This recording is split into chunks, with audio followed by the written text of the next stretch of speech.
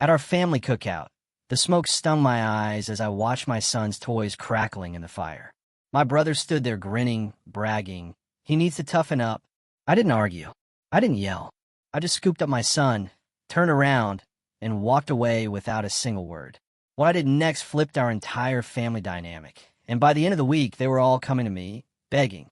Imagine seeing your son's most cherished toys melting and crackling in a fire, while your own brother grins and says he needs to toughen up.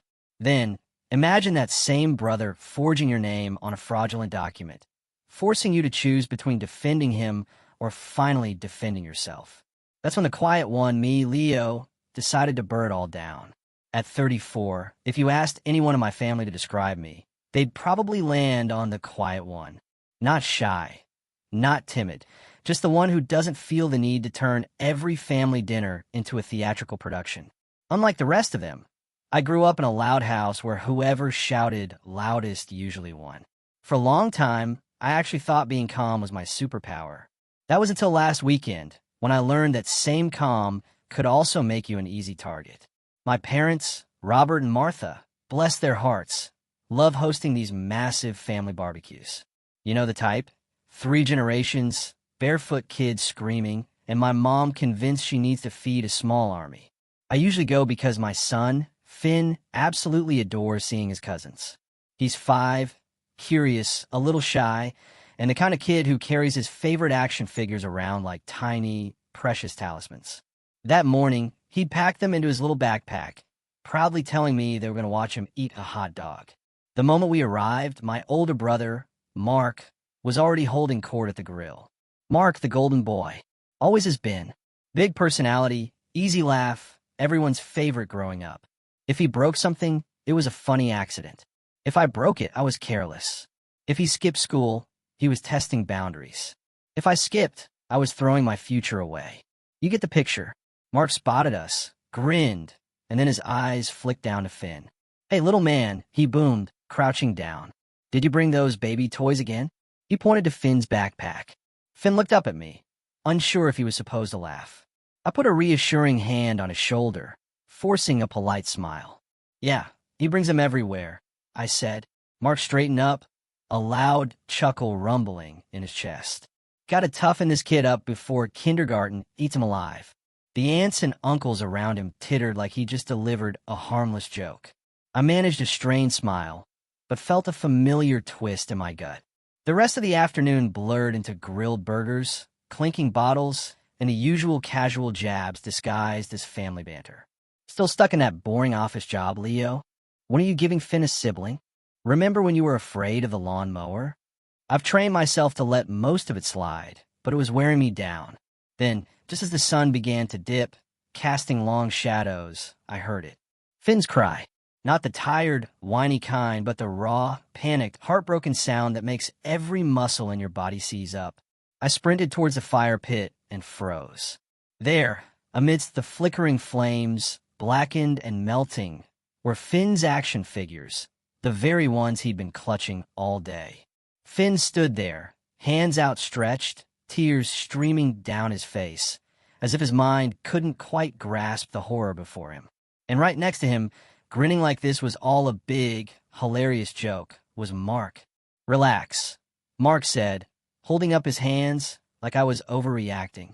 "Kids gotta learn the world isn't always nice. Better he cries here than at school." Something in me snapped. I didn't yell. I didn't throw a punch. I just scooped Finn up, grabbed our bag, and walked straight to my car. Not a single word escaped my lips. Behind me, I heard my mom calling my name, my dad muttering something about me being too sensitive, and Mark's mocking laughter. I drove home in a suffocating silence, Finn's little body hiccuping in the back seat, clutching the single toy that had been spared because it was in his pocket. When we finally got home, I knelt in front of him, gently wiped his face, and promised him we'd buy new toys tomorrow. He nodded, but his small frame was still shaking. That night, I lay in bed staring at the ceiling, the scene replaying on an endless loop. The anger had settled into something heavier, colder. The next morning, as I was making Finn pancakes, a knock rattled the door. It was my dad. He didn't look angry. He looked worried. "Leo," he said, lowering his voice conspiratorially. I need to talk to you about Mark. It's serious. And that's when he told me something that made me put down the spatula, sit at the kitchen table, and truly listen for the first time in a very long time. Dad didn't waste any time. He came in, settled at the table like he owned the place, and folded his hands.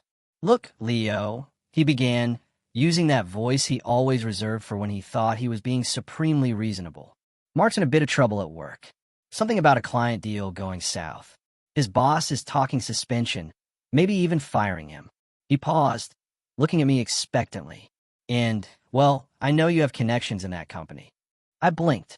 "Wait, what? You used to work with their main supplier, right? You know people there. Maybe you could put in a good word. Explain that Mark's a good guy. Just impulsive." I stared at him. A part of me wanted to burst out laughing. Yesterday, my son's cherished toys were literally burned because my brother thought it was character building. And today, my dad was asking me to save Mark's job. "You're serious?" I asked, my voice flat. Dad frowned as if my tone was the problem. "Of course I'm serious, Leo. This is family. Mark's always been there for you." That line was so absurd, so divorced from reality, I nearly choked. "He's been there for me, Dad. You just burned Finn's toys yesterday. He made him cry for fun." Dad waved a dismissive hand. "You're still on that? Kids cry. You cried when your uncle threw your baseball glove on the roof. Remember? You turned out fine. You can't shelter Finn from everything." I felt the anger clawing its way up my throat. This isn't about sheltering him. This is about basic respect. Mark crossed a line yesterday. Dad sighed like I was being incredibly difficult. "Leo, don't make this bigger than it is. You know how Mark is. He jokes. He pushes buttons. You've always been too sensitive about these things." There it was. The word. The one that had been thrown at me my entire life. Sensitive. As if caring about my kids' feelings was some kind of character flaw. "Dad," I said slowly, deliberately, "I'm not calling anyone for Mark. If he messed up at work, that's on him." His jaw tightened. "So, you let your brother lose everything over one mistake? Do you know what that would do to Mom? To this family?" I looked at him, and for a fleeting moment, I saw what he was really saying. "Do you know what that would do to our image? I think Mark did this to himself," I said quietly. Dad stood up, clearly done arguing. "You've always been stubborn, Leo. I'm telling you, if Mark goes down, this family goes down with him. Think about Finn. Think about what you're teaching him." And then he left. That entire day felt like a slow boil. I replayed that conversation over and over, and each time I thought about Mark smirking while Finn cried, my chest tightened with cold fury. In the afternoon, my phone started blowing up. First, it was Mom texting, "Your dad says you won't help Mark. Can you please reconsider?" Then, Aunt Carol called, leaving a voicemail saying, "Leo, honey, you know Mark didn't mean it. Don't hold a grudge. Help him out." By evening, I even got a message from Mark himself. "Heard you're playing hero by refusing to make a call. Real nice, Leo. Don't forget who taught you how to ride a bike." I stared at my phone, dumbfounded by the sheer audacity. I didn't respond, but the messages kept coming. A group text from cousins asking why I was letting the family tear apart. A message from Mom that truly stung, even though I knew it was another manipulation tactic. "If you don't help, we're not sure we can have you over next time." It would be too awkward. The next day, I dropped Finn off at school and swung by the hardware store to replace his toys with something new and shiny.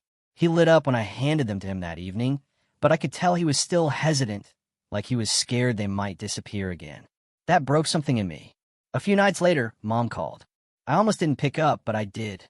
"Leo," she started, her voice steeped in that saccharine calm she used when she was about to lay on the guilt. "Your father and I are very disappointed. Mark has a family to feed. You know, he was just teasing Finn. It's time to let this go and be the bigger person." I leaned against the counter and closed my eyes. Being the bigger person doesn't mean cleaning up Mark's messes every time he messes up. "Do you think you're perfect?" She snapped, dropping the act. "You've made mistakes, too. We didn't let you fail when you messed up." "That's not true," I said, my voice rising for the first time. "When I failed, you let me figure it out alone. You told me it would build character. So why doesn't Mark ever have to build character?" There was a pregnant pause. Then Mom's voice turned cold. "Because Mark is different. He's special. He has potential. He just needs a little help getting back on track. I couldn't even respond. I just said goodnight and hung up. By the end of the week, it felt like a coordinated campaign was being run against me. Family members I hadn't heard from in months were calling. My uncle sent me a long Facebook message about forgiveness. My sister-in-law Sarah texted me a picture of Mark looking stressed with the caption, "He's suffering enough." It wasn't just pressure anymore. It was coordinated pressure. And the more they tried to guilt me, the calmer I felt. It was a strange kind of calm, like the eye of a storm. Then on Friday night, I got an email. It was from David, someone I knew at Mark's company. Subject line, "You might want to see this." When I opened it, my jaw dropped. The email wasn't long, but it was enough to make my stomach twist. Attached was a PDF of an internal report, an investigation summary from Mark's company. The words blurred as I scrolled through the first few pages. My pulse quickening. Fraudulent expense reports, unauthorized client discounts, using company funds for team events that didn't exist. And then I saw it. My name. Apparently, Mark had listed me as a consultant on a fake invoice for special project analysis, which had been billed at several thousand. I had never done any consulting for them, never even spoken to Mark's company except in passing. Yet there was in black and white my name on a fraudulent invoice he'd submitted. I sat back in my chair, feeling the kind of quiet anger that doesn't let you move right away. It wasn't just that Mark had used me to cover his tracks. It was that he had done it so casually, like my name was just another tool in his pocket. And all week long, my family had been begging me to protect him, not knowing he had already dragged me into this mess without asking. I called David immediately. "Where did you get this?" I asked, my voice low. "It's part of the HR investigation," he said. "I thought you should know because your name's on it. If this goes to court or if they fire him with cause, your name might come up. I'd get ahead of this if I were you." After he hung up, I just sat there staring at the screen. The anger I had been holding back all week finally broke through. But it wasn't loud. It wasn't shouting. It was cold and precise. I printed the report and put it in a folder. Then I called Mom. She answered on the second ring. "Leo, please tell me you thought about what I said." "Mark's job." "Mom," I interrupted, my voice sharp enough to make her pause. "Did you know Mark put my name on fake invoices?" There was a beat of silence. "What are you talking about?" I explained calmly, each detail from the report. When I finished, there was a long, stunned pause. "You must be mistaken," she said finally. "Mark wouldn't do that. I have the documents, Mom." Another pause. Then, "Well, I'm sure there's an explanation. He probably thought you wouldn't mind. You've always helped him out." That made me laugh. A short, bitter laugh that surprised even me. "Help him out, Mom? He committed fraud. He dragged me into it without my knowledge. And now, if this goes public, my name is tied to it, and you still want me to save him?" "You can't ruin your brother's life over a misunderstanding," she said. But her voice had lost its confidence. "I'm not ruining his life. He did that himself." That night, I couldn't sleep. Every memory of Mark came flooding back. Every joke that went too far. Every time he'd gotten away with something while I was punished. Every time my parents covered for him. It was like watching my whole childhood play on repeat, except now it had escalated from broken toys to forged documents. The next morning, I woke up to a new text from Mark. "You've made your point. Call your buddy and fix this before it's too late." That was it. No apology, no explanation, just an order like I was his assistant. I didn't respond. By noon, Dad showed up again. This time, he didn't even knock, just walked in like it was his house. Finn was playing quietly in the living room, and Dad glanced at him before turning to me.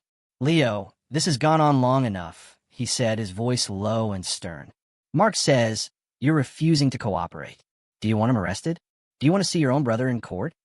Did he tell you he used my name on fake invoices?" I asked. Dad's expression didn't even flicker. "Yes, and he said he would fix it if you just made a call." "Fix it? He committed fraud, Dad, and you want me to clean it up for him?" "He's family," Dad said like that explained everything. "You don't turn your back on family." I stared at him, but he turned his back on me, on Finn, on all of us. "And you keep protecting him." For a moment, Dad just looked at me, his jaw tight. Then he said, "If you do this for him, Leo, I promise you, we'll make it right. Mark will apologize. We'll put this behind us." I shook my head. "No, not this time." Dad's face hardened. "Then don't come crying to us when you're on your own. You're making a mistake you can't take back." He left without saying goodbye to Finn. That night, I sat at the kitchen table with the report spread out in front of me. I wasn't just angry anymore. I felt betrayed. Betrayed by Mark for dragging me into this. Betrayed by my parents for defending him no matter what. Betrayed by a family that only seemed to remember I existed when they needed something from me. Finn padded into the kitchen in his pajamas and climbed onto my lap. "Daddy," he asked softly, "are you mad?" I hugged him tight. "Not at you, buddy." He looked at the papers on the table. "Are those the bad man's papers?" I froze. What bad man? The one who burned my toys. Something inside me settled then, like puzzle pieces clicking into place. This wasn't just about Mark anymore. It was about what Finn was learning by watching me. I folded the report and put it away. The next morning, I made a call, not to save Mark, but to set up a meeting with my lawyer friend Maya, who could make sure my name was cleared completely. If Mark wanted me involved, then I was going to be involved on my terms. And that's when the plans started forming in my head. When you hit rock bottom, it doesn't always happen with a bang. Sometimes it's just a slow, heavy sinking until you realize you can't go any lower. That week felt like quicksand. The morning after I made the call to clear my name, I woke up to a family group chat explosion. Over 20 messages, overnight screenshots from cousins, side comments, even a few guilt-ridden voice notes from my mom. "Leo, we need to talk about this before it's too late. Your father is furious. Mark is losing sleep over this. Are you really okay with your own brother being humiliated?" There were even a few thinly veiled threats. "You're making it very hard for this family to trust you. If this gets out, the neighbors will never look at us the same way." I muted the chat and went about my morning. Finn was sitting at the kitchen table, swinging his legs as he ate cereal. He looked up at me with that quiet, watchful look kids get when they know something's wrong but don't know how to ask. "Can we go to the park after school?" he asked carefully. "Of course," I said. While I dropped him off, Aunt Carol was standing near the entrance with her grandson. She spotted me immediately and beamed over. "Leo," she said, putting on that smile that isn't really a smile, "we're all very worried about you. Mark is family. We forgive you for overreacting, but it's time to come back to the table. You're hurting everyone by holding this grudge." I just nodded and said, "Have a nice day," before walking back to my car. But inside, I felt like screaming. That evening, I got another knock on the door. This time it was my sister-in-law, Sarah, Mark's wife. She didn't wait to be invited in. "Leo," she said, setting her purse down on the counter like she owned the place. "I'm here as a peacemaker. You need to think about the bigger picture. Mark could lose his job. Do you know what that would do to our mortgage? Our kids?" I took a deep breath. "Do you know what it would do to me if I let him keep using my name to cover his fraud? He's not just risking his job. He's risking my future." She crossed her arms. "You always make everything about you. You're punishing Mark for being the favorite growing up, and now you're using this as an excuse to get even. That's petty, Leo. Really petty." Something about that word made me go quiet. Petty. If standing up for myself was petty, then maybe petty wasn't so bad. "Sarah," I said slowly, "if Mark wants my help, he can apologize to me, to Finn, and he can fix what he did with those invoices. Until then, there's nothing to talk about." She huffed, grabbed her purse, and muttered, "You're tearing this family apart." As she stormed out, after the door closed, I just stood there in the kitchen, staring at the grain of the countertop. I felt hollow, like someone had scooped out everything inside me and left the shell standing there. That night, I put Finn to bed early and sat on the couch in the dark. No TV, no music, just the hum of the fridge and the occasional car passing by outside. I thought about every time I'd stayed quiet in the past to keep the peace. Every time I had told myself it wasn't worth a fight. And where had that gotten me? My name on fraudulent paperwork, my kids' toys in a fire, and my entire family acting like I was the villain for not fixing someone else's mess. Around midnight, I got a call from Dad. I didn't answer. 10 minutes later, a text came through. "If you go through with this, Leo, don't bother coming to Christmas." I stared at the screen for a long time before setting the phone face down on the table. For the first time in my life, I realized I didn't care if I wasn't invited. The next few days were quiet, but not in a peaceful way. More like the silence right before a storm hits. The group chat eventually went from begging to passive-aggressive memes and quotes about family unity. I stayed out of it completely.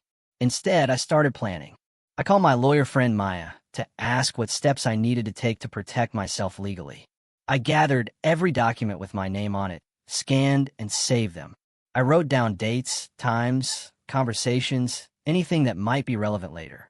I also started thinking about distance, not just emotional but physical. If this was the level of manipulation I could expect anytime Mark messed up, maybe it was time to put some space between us. I began quietly looking at job postings in another city, even a few out of state. It wasn't a decision yet, but the idea felt strangely freeing.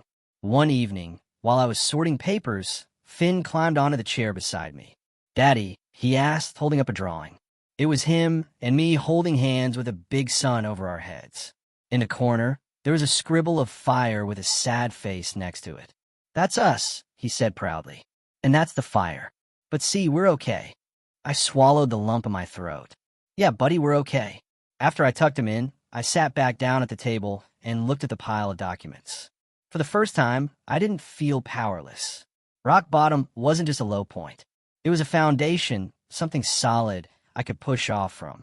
And then, just when I thought things couldn't get more tense, Mom called again. Her voice was quiet, strained. "Leo," she said, "your brother might get fired tomorrow. If you have any compassion left, now is the time to use it. Once this happens, there's no going back." I didn't answer right away because she was right. There would be no going back. When I finally spoke, my voice was calm. "Then maybe it's time to stop going back." She gasped softly, as if I had just said something unforgivable. "You'll regret this," she whispered. And then she hung up. I sat there in the dark, phone still in my hand, and felt something shift inside me. I wasn't scared anymore. Not of being left out, not of disappointing them, not of the storm that was about to hit. If Mark was about to face the consequences of his actions, then, maybe, just maybe, it was time for everyone to see what happens when I stop playing the quiet one. It's strange how quickly life can start to feel lighter once you make a decision, even a quiet one. The morning after Mom's call, I woke up before my alarm and felt steady. Not happy, not exactly, but grounded.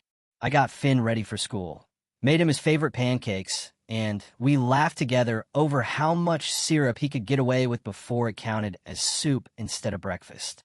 For the first time in weeks, I didn't feel like I was just reacting to everyone else's drama. That same morning, I got an email from Maya. She had reviewed the documents I sent her and assured me my name was clear, as long as I formally notified Mark's company that I had no involvement in the invoices. She even drafted the letter for me to sign. I read it over twice, my hand steady, and sent it off. That was the first real move I made for myself. A day later, I got a short reply from the company thanking me for clarifying and confirming I wouldn't be implicated in their investigation. It was like a weight lifted off my chest. I hadn't realized how much I was bracing for impact until that moment.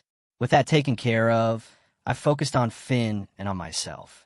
I started running again in the mornings after dropping him off at school. Just a short jog around the block, but it felt good. I dusted off some old projects I'd shelved years ago, like the woodworking kit I'd bought and never touched. On the weekends, Finn and I started going to the park, the library, even little day trips to the zoo. Every time we did something just for us, I felt that hollow space in me filling up. Meanwhile, the family group chat grew quieter. Maybe they had finally realized their guilt trips weren't working. Or maybe they were waiting for me to come crawling back. Then about a week later, I got a call from Mark's company. Not HR this time, but Miss Chun, the head of operations. She wanted to thank me personally for cooperating and for clearing things up. She even mentioned that she'd been impressed by the professionalism of my letter and asked if I was looking for consulting work. I almost laughed. "Not officially," I said. But we ended up talking for nearly half an hour about my old job, my experience, and how I'd handled difficult situations in the past. By the end of the call, she asked if I'd be open to coming in for a meeting to discuss some short-term projects they needed help with. I hung up, feeling something I hadn't felt in a long time. Excited. A few days later, I went to their office. The meeting went well. Better than well, actually. They offered me a contract position with flexible hours and a rate that was higher than I'd ever earned before. I signed it that afternoon. That was the moment I realized I wasn't just surviving this mess. I was coming out stronger. The shift in energy must have been noticeable because even Finn seemed lighter. He'd been quieter since the barbecue, but now he was back to chattering about dinosaurs and superheroes. He even started bringing his new toys to the park again, proudly showing them to other kids. Then the calls from my parents started up again, but this time they sounded different. "Leo," Mom said one evening, "your father and I are worried. Mark's been really down since the hearing at work. They haven't fired him yet, but they put him on unpaid leave. We're trying to keep his spirits up." I listened, nodding, even though she couldn't see me. "I hope he learned something from this," I said simply. There was a pause. "You're not going to help him, are you?" "No," I said, calm as ever. She sighed. I thought so, but instead of sounding angry, she just sounded tired. I hung up and sat back, thinking about how different I felt. A month ago, a call like that would have sent me spiraling, second-guessing myself, wondering if I was being too harsh. Now I just felt sure. The next big shift came on a random Thursday afternoon. I was at the park with Finn when I got a call from Mr. Henderson, one of Mark's old clients, someone I'd known professionally for years. "Leo," he said, "I heard you might be doing consulting now. We're looking for someone to handle a big contract review. You came to mind immediately." We met the next day, and by the end of the meeting, I had secured my second client. Just like that, I wasn't just busier than I'd been in years, but on my own terms. And the best part? Every success I had was mine. Not because of Mark, not because of my parents, just me. I started to notice how the family dynamic was shifting. A cousin messaged me privately to say he thought I was doing the right thing, that Mark had gotten away with too much for too long. An aunt quietly liked one of my posts about my new work. The silence in the group chat wasn't just disapproval anymore. It was curiosity. By the second month of my contract, I had built enough income to start seriously considering moving. I began looking at houses in a quieter neighborhood where Finn could have a yard to play in without me worrying about family dropping by. One evening, after a long but satisfying day of work, I was sitting on the porch watching Finn chase fireflies when my phone buzzed. It was a message from Mark. "Congrats on your new gig. Must be nice to profit off my misery." I stared at the screen for a long time before typing back. "No, Mark, it's nice to profit off my own work." Then I set the phone down and went back to watching Finn laugh under the fading sky. It was in that moment that I realized the balance had shifted. For the first time, I wasn't the one on the defensive. I wasn't just reacting. I was choosing what happened next. And maybe, just maybe, it was time to stop simply protecting myself and start holding Mark accountable in a way that would make sure he never dragged me or Finn through something like this again. Because rising wasn't enough anymore. It was time to make sure no one ever tried to bury me again. Momentum has a way of building on itself. Once I stopped trying to please everyone, opportunities started opening like doors in a hallway I hadn't realized I was standing in. The consulting contract with Mark's company led to another project, and then another. Within a few weeks, I was invited to sit in on their quarterly review as an independent advisor. Walking into that meeting felt surreal. I wasn't just a bystander anymore. I was a professional voice in the room, someone they were paying to listen to. And as fate would have it, Mark's department was one of the key topics on the agenda. I sat quietly as Miss Chun, the head of HR, laid out their findings. Multiple policy violations, falsified documents, client complaints, and misuse of company funds. The leadership team discussed next steps, which included termination pending legal review. Then someone asked if they should bring in outside counsel, since one of the fraudulent invoices included a third-party name. Mine. Miss Chun turned to me. "Leo already cleared this up," she said. "We have a statement on file, and it's airtight. He's not involved. If anything, he's been helpful in making sure we understand the scope of what happened." Everyone nodded. In that moment, I realized two things. One, I was fully in the clear, and two, I was sitting in a position where I could influence what happened next. Not by lying or manipulating, but simply by telling the truth clearly, calmly, and in front of the right people. After the meeting, Miss Chun pulled me aside. "Off the record," she said, "Mark is lucky this isn't a criminal referral yet. If you hadn't clarified your position, we'd have had to escalate it to legal authorities.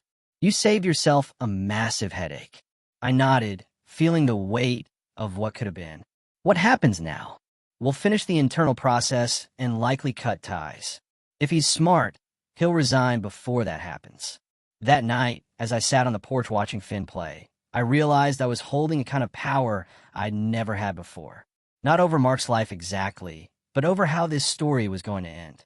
A week later, I got another message from Mark. This one longer than the last. You've really done it this time. They're about to fire me. If you had just made one phone call, none of this would have happened. Do you get some kind of sick satisfaction out of watching me lose everything? I didn't respond right away. Instead, I went back inside, opened my laptop, and started writing. Not to Mark, to myself. I wrote down every incident I could remember of Mark's behavior over the years. The times he humiliated me at family gatherings. The times he made me take the blame for things he did. The countless jokes at my expense. The years of my parents excusing him while holding me to a higher standard. It wasn't for revenge yet.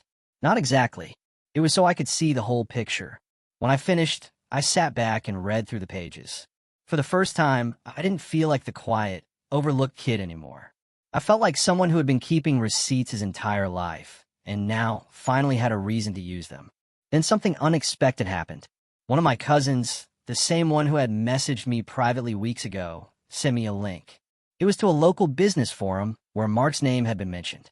He had been trying to start a side business on the sly, using family connections to get investors, but the thread was full of comments from people saying they'd been burned by him, that he'd taken deposits and never delivered. I scrolled through the posts, each one a little worse than the last.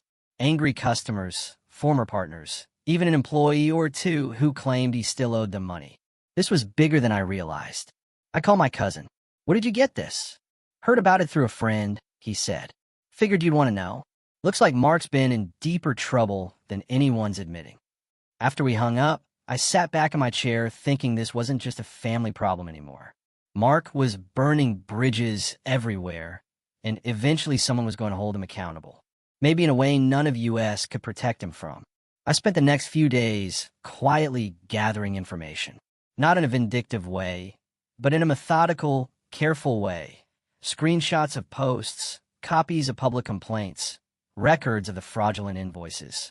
I even started talking to a financial advisor about setting up a trust for Finn, one that no one in my family could touch or interfere with. If I was going to cut ties, I wanted to make sure my son would always be secure no matter what drama erupted later. Then the moment that truly shifted everything happened. I got a call from Mr. Davies, one of Mark's old clients. Not the one who had offered me work, but another one I barely knew. They asked if I'd be willing to take over a contract Mark had mishandled. We'd rather work with you, they said bluntly. You have a reputation for being steady. We can't afford more chaos. I accepted, and just like that, I wasn't just surviving the storm. I was benefiting from it. Mark's downfall was directly creating opportunities for me. That weekend, I took Finn to a small fair just outside of town. We rode the Ferris wheel, ate cotton candy, and for the first time in months, I felt like myself again. On the way home, my phone buzzed. A new message from Dad. Mark is coming by tomorrow. We need to talk as a family. Be here at 5. I stare at the message for a long time. Then I smile because now for the first time, I didn't feel like I was walking into an ambush. I felt like I was walking into an opportunity. I showed up at my parents' house 5 minutes early just to watch them squirm. The driveway was already full. Dad's truck, Mom's SUV, Mark's car parked at an angle like he owned the place. Finn was with a sitter for the evening. This wasn't a night for him to be here. When I walked in, the smell of roast beef filled the house like they were trying to make the evening feel normal. Mom met me in the hallway, wringing her hands. Leo, she said in a hushed tone. Thank you for coming. Let's keep things civil tonight. I nodded once. That's up to Mark. She didn't like that answer, but didn't argue. When I stepped into the dining room, Mark was already seated at the head of the table like a king holding court. He looked tired, dark circles under his eyes, hair a little messier than usual, but there was still that arrogance set to his jaw. Leo, he said, leaning back in his chair, glad you could make it. I didn't sit right away. Instead, I placed a manila folder on the table in front of me and stayed standing. What's that? Dad asked, frowning. Documentation, I said simply. Before we talk about anything, I want to be very clear about where I stand. Mark smirked like this was all a performance for my benefit. Go on, little brother. Let's hear it. I opened a folder and slid the first document across the table. A copy of the signed letter I'd sent to his company clearing my name. First, I said, I'm officially no longer associated with your investigation at work. They have my statement on file, and they know I had no part in what you did. Mark's smirk faltered. Second, I pulled out a stack of printed complaints from the business forum and laid them down one by one. I know about your side business. I know about the money you took, the people you left hanging. These are all public posts, Mark. If you try to drag my name through the mud again, I won't have to say a word. I'll just let your customers do it for me. He leaned forward, face darkening. Are you threatening me? No, I said calmly, meeting his gaze. I'm promising you that I won't let you take me down with you ever again. For a moment, the only sound in the room was the quiet clinking of Mom nervously rearranging silverware. Dad cleared his throat. Leo, this isn't necessary. It is I cut in. My voice was steady, not loud, but it stopped him cold. For years, I've watched you all excuse Mark's behavior. I've let it slide when he humiliated me, when he sabotaged me, when he hurt Finn. I stayed quiet to keep the peace. That ends tonight. I reached into the folder one last time and pulled out a copy of the trust paperwork I'd had drafted for Finn. This is for my son. His future is now legally separate from this family. No one here has access to his education fund. No one can claim it or borrow against it. We are done being collateral damage for Mark's mistakes. Mom's face crumpled, but she didn't speak. Mark finally pushed back his chair and stood. So what? You're just cutting ties, acting like you're better than us. I took a deep breath. No, Mark. I'm acting like someone who's done being your safety net. If you want to fix things with me, with this family, you start by fixing what you broke. Your job, your business, your integrity. Until then, don't call me, don't text me, don't involve me. For the first time all evening, Mark didn't have a comeback. I gathered the documents back into the folder, tucked them under my arm, and turned to leave. But just as I reached the doorway, I paused and looked back at him. You burned Finn's toys to toughen him up, I said quietly. Congratulations, Mark. You did the same thing to me, and now you get to see what happens when I stop playing nice. Then I walked out, leaving the room in stunned silence. The cool night air hit me as I stepped outside, and I felt lighter than I had in years. I didn't yell. I didn't slam the door, but I knew they'd be sitting in that dining room for a long time, staring at each other, wondering when or if I'd ever come back. And maybe that was the best revenge of all. Not vengeance, but freedom. But as I drove home, something unexpected happened. My phone buzzed with a new message. It was from Mr. Henderson, one of Mark's former clients, the one who had first warned me about the invoices. We just heard Mark is trying to start over somewhere else. Do you want to know where? I stared at the screen, my fingers hovering over the reply button, because maybe I wasn't finished just yet. I didn't reply to that message right away. I sat on it for a night, turning it over in my mind. Part of me felt like I'd already said everything that needed saying. I'd drawn the line, reclaimed my name, and walked away. But the other part, the part that had watched Finn cry at that barbecue, the part that had spent years biting my tongue, knew this wasn't just about me anymore. The next morning, I sent a simple reply. Yes, tell me where. What I got back made my eyebrows go up. Mark hadn't just tried to start over. He had applied for a job at another company in the same industry, one that handled sensitive client accounts. And according to my contact, he had conveniently left out his suspension and ongoing investigation on the application. I didn't need revenge for revenge's sake. But if someone else was about to put their trust and their money in Mark's hands, they deserved to know what they were signing up for. So I gathered everything. The report clearing my name, the public complaints, the documentation I had. I sent a calm, factual email to Mr. Thompson, the hiring manager at that company. No emotional language, no character assassination, just verifiable information that their candidate had an unresolved history of misconduct with a direct financial impact. I didn't expect a reply, but a week later, one landed in my inbox. Mr. Daniels, thank you for bringing this to our attention. After reviewing the information, we have rescinded Mr. Mark Daniels' job offer. Please be assured that your identity will remain confidential. I sat back and exhaled slowly. That same afternoon, my phone rang. It was Mark. What did you do? His voice was tight, almost panicked. I told the truth, I said calmly. You just cost me my chance to start over. No, I corrected. You cost yourself that chance. I just made sure no one else got blindsided the way I did. He was quiet for a long time, and for once I didn't feel the need to fill the silence for him. You think you won? He finally spat. No, I said. I think I stopped losing. And then I hung up. After that, the family calls slowed to a trickle. At first, they tried one last round of guilt tripping. You've gone too far this time. Mark's at his lowest point. But when they realized I wasn't biting, the silence settled in like dust after a storm. 2 weeks later, I got another call from Ms. Chun, the head of operations at Mark's old company. Leo, she said, I thought you want to know. We concluded the investigation. Mark has been officially terminated for cause. We're also pursuing recovery of funds through legal channels. Thank you for telling me, I said. There's one more thing, she added. If you're open to it, we'd like to extend your contract, possibly turn it into a permanent consulting arrangement. You've been instrumental in helping us clean this up. I accepted. That weekend, I took Finn to the park again. He was running ahead of me, holding his favorite toy, laughing as the late afternoon sun turned the grass gold. Watching him, I realized that the house felt quieter lately, but not in the heavy, suffocating way it had before. This was a good, quiet, clean quiet.